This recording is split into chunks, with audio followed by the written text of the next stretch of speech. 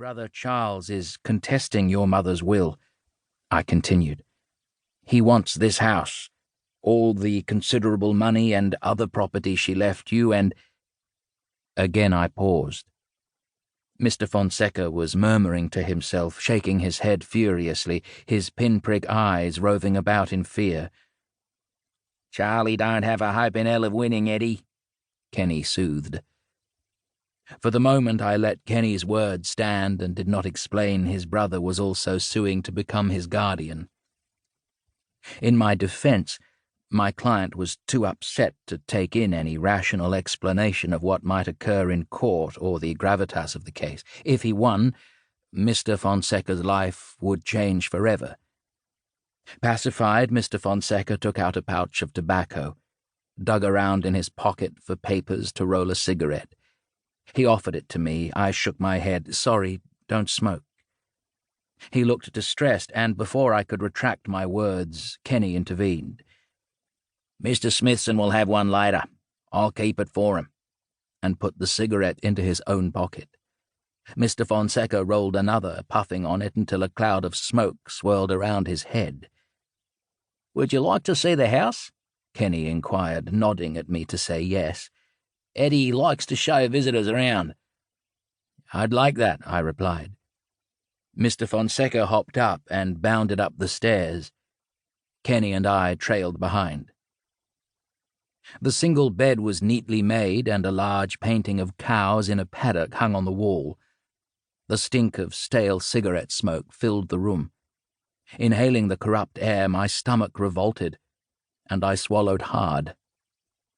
"Welcome to my room," Mr. Fonseca said, and shot out his right hand. I went to shake it. "No," Kenny cautioned. "Eddie just wants you to understand he's friendly." Swiftly lowering my arm, I thanked him for letting me see his resting place. In reply, Mr. Fonseca blew a perfect smoke ring. I felt he wanted me to applaud, but afraid that clapping might startle him, I grinned in appreciation. His room resembled a nest of a strange crane-like creature. Heaped on the floor were piles of papers. An enormous wire basket overflowed with fern and eucalyptus leaves. An open cloth bag contained different kinds of wild bird eggs, each with a pinprick at the top, allowing the contents to be blown out to preserve the shell. And there was a jumble of open wooded boxes with insects and butterflies pinned to boards. Scattered on top of the chest of drawers were papery thin snakeskins. "You are a collector, Mr. Fonseca?" Mr. Fonseca cocked his head to one side, scrutinizing me. "I am a naturalist. Very important work." "I can see that." "Let's not disturb your collections. Show him your mother's room, Eddie." In the hallway, we passed a closed door. I made to turn the knob. "Don't. That's my brother's room. You wouldn't like it. It's a bad place," Mr. Fonseca said, his voice tightening, climbing a register in fear. Kenny moved closer.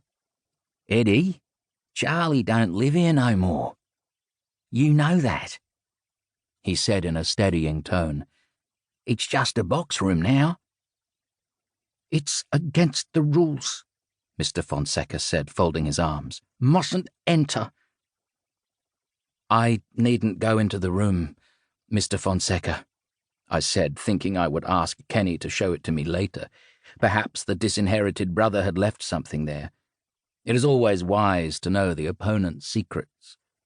Mr. Fonseca nodded and ran past the closed door, holding his breath, then exhaled in a rush once he was inside Madame Fonseca's room. The floor-to-ceiling chintz curtains with sprigs of flowers were shut, and the room full of shadows and heavy with the scent of a thick, sweet perfume. The narrow man paced around like a dog, marking his territory, shaking his matted locks and muttering words I could not catch. He came to a stop by the four-poster bed with a mahogany-carved bedhead and a canopy of mosquito netting. The bedside table held a gaslight lamp, and in the corner there stood a magnificent stuffed lyrebird in full display. The room was large enough to accommodate an imposing chest of